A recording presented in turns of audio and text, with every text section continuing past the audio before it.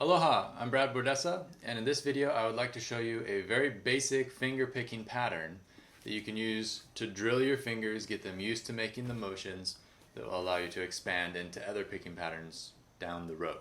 But I always feel it's very important to have a strong foundation in something before you get too crazy with it. So before you get too crazy with it, here's what you can play. Basically, you're going to be alternating between the thumb and the index finger. The thumb picks down and the index finger picks up. Okay? So the pattern is going to be 4, 2, 3, 1.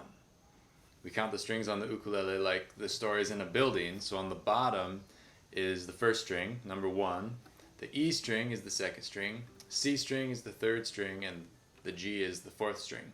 So 4, 2, 3, 1 is G, E, C, and then the A string. So those are just the strings. We're not necessarily worrying about the notes. That's just the order of the strings as you're going to pick them. And your thumb plays the 2 strings that are closest to the ceiling. Your index finger plays the 2 strings closest to the floor. So if I play it, I'm going to be playing with my thumb on the 4th string, the G string, and then my index finger is going to pluck up on the E string, and then my thumb picks down on the C string, and lastly my index finger picks up on the bottom string, the A string. So if you put it all together, 4, 2, 3, 1. It's really simple, but if you haven't done this before, it's going to take you a little bit of practice to get that flowing around. And so the next thing you would do, beyond just playing it once, is to play it again and again and again in a row so that it loops in a musically pleasing way, aka in time. Right? So if I was to do that, it'd be 4, 2, 3, 1, 4, 2, 3, 1, 4, 2, 3, 1. So if you're playing in time and every pick is a count, you have 1, 2, 3, 4, 1, 2, 3, 4. The pattern would always start over on the 1. Pretty simple, right? As you get better with it, you can play it faster. In this example that I'm playing here, I'm playing it kind of slow. And I might think of that as going with a song when the song's count is 1, 2, 3, 4. I'm picking 1 string per beat of the song. But if you get better with the finger picking here and you practice this and you can go faster, you can play double that and change the pattern so that now you're playing the pattern twice in a bar.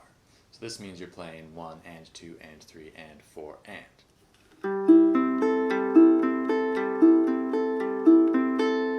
Right?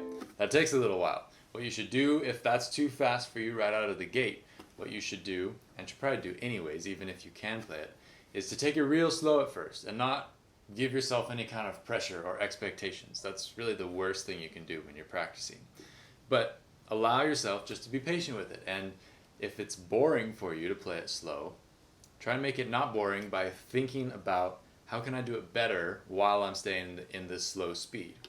So you can look at how you're plucking with your thumb, how you're plucking with your index finger, if you're holding chords with your left hand, which I'll get to in a second. How can I hold the chords better? Those kinds of things. Instead of just going, this is boring. You know, use that time and the space you have between the notes at this slow speed to really look at what you're doing. 4, 2, 3, 1, 4, 2, 3, 1, 4, 2, 3, 1, 4, 2, 3, 1. Really, you cannot do that enough. That is the kind of thing you could spend 5 hours playing in a row, and it wouldn't be bad for your playing at all. In fact, it would give you a lot more confidence anytime you went to pluck with your thumb or anytime you went to pluck with your index finger, which is all the time, right, if you're doing picking. So these basic things shouldn't be thought of as basic and boring. They should be thought of as foundational practice routines. Like I've even heard Jake say that you can't just play quarter notes enough. Like if you were just play this, that's gold. That's gold, just to take the time to really get into that. But of course, with a picking pattern, you're going to want to change the sound. You don't want to just be plucking the open strings all day long. That sounds boring. So if you can divide your thought pattern between your two hands, this hand goes on autopilot, and the right hand continues that picking pattern no matter what you're playing, right? We're assuming that we're just holding chords when I say that, but your right hand is going to go on autopilot and just play the pattern, and this hand is going to play whatever chords you would normally play for a song that, say, you would strum. So if I'm going through a song, and let's use the key of A just because the key of C is always used for examples and it gets kind of old. So if I was to play a song that went A, and then D, and then A, and then E7, I could put that with the picking pattern. So if I normally strummed it, and then D, and then A, and then E7, my picking pattern might go.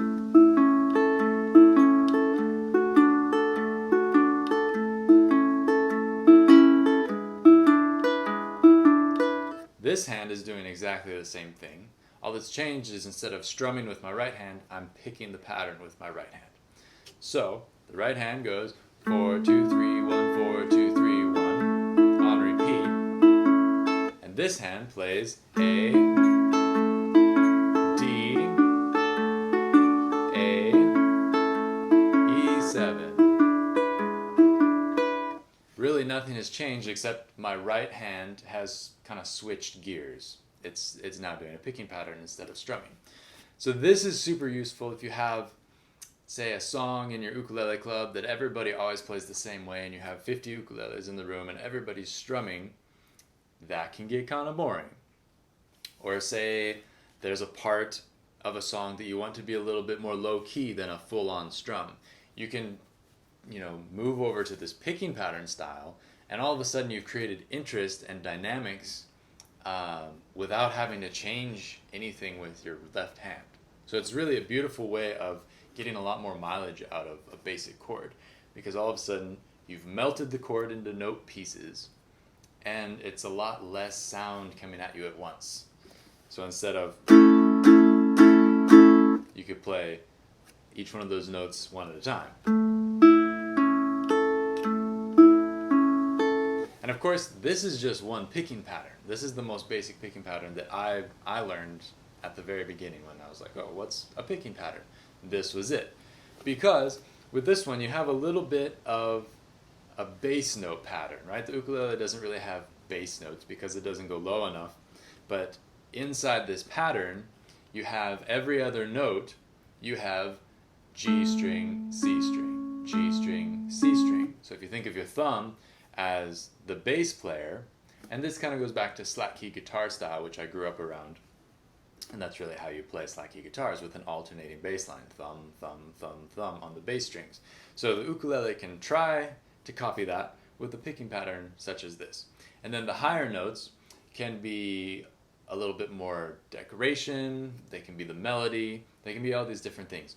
But because you have this alternating pattern, it implies that there's a little bit of bass movement going on inside the chord, right? So if I was to play that one more time,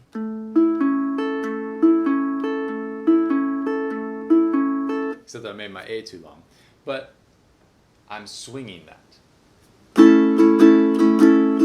Ukulele players are terribly notorious for swinging everything, especially when you're playing in a group. And it's fine, it's a lovely sound, it's a lovely style, but it's not always the best representation of a song. Some songs even are very hard to play with a swing feel, and you wonder why they don't sound right when you're strumming them. It's probably because you're swinging it. So same goes for the picking pattern. You can play it in a swing feel or a straight feel. Let me do it with a strum first so you can hear. It's more obvious that way. But a swing strum sounds just like I was playing, where one side of the strum is longer than the other. It kind of lopes along like a galloping horse. Whereas a straight feel is when it moves perfectly back and forth like the pendulum of a clock.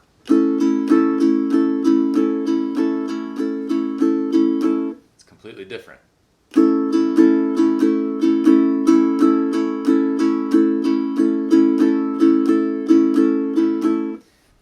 can do the same rhythmic thing with the picking pattern, and it will get you a completely different sound. So here's the picking pattern swung.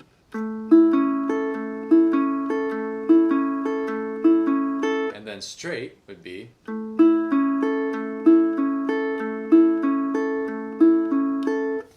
I recommend practicing both because both are very useful, and knowing the difference between both is even more useful and important.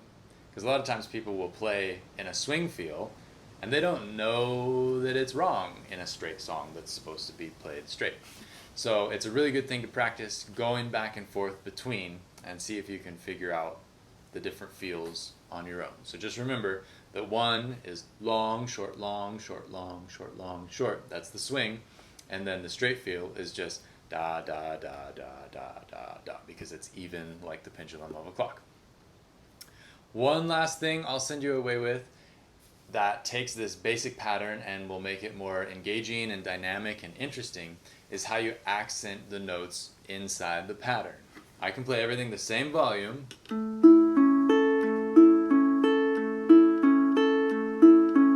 and it's lovely, right? It has a pulse.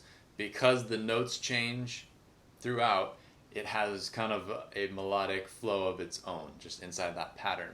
But if I accent a certain note inside the pattern, then I'm bringing that note forward and the rest of the notes can kind of sit back, and rhythmically I'm highlighting that note and it pushes on that specific piece of the bar and the beat where it sits inside the bar. So if I was to accent on the 1 for this pattern, I would be accenting and playing louder, dynamically louder in volume on the first note in the pattern, which is going to be the top string, right? So if I'm continuing to hold the A chord here and I play the pattern, I'll play it straight. And I intentionally accent the first note. It kind of digs in that spot, and I'm telling your ear that, oh, this is an important beat, is basically what's happening.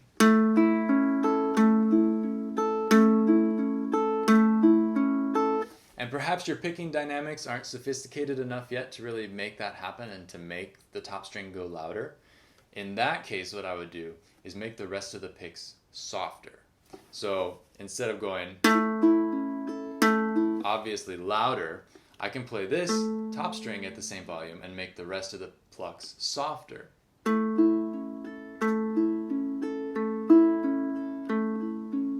And that one takes some playing around with, but really dynamics is the difference in volume between notes. You can move the accent. So instead, I could try and put the accent on the second pluck.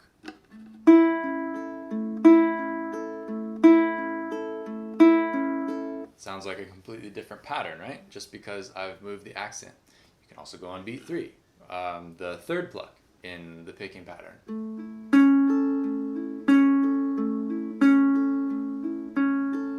And then the fourth.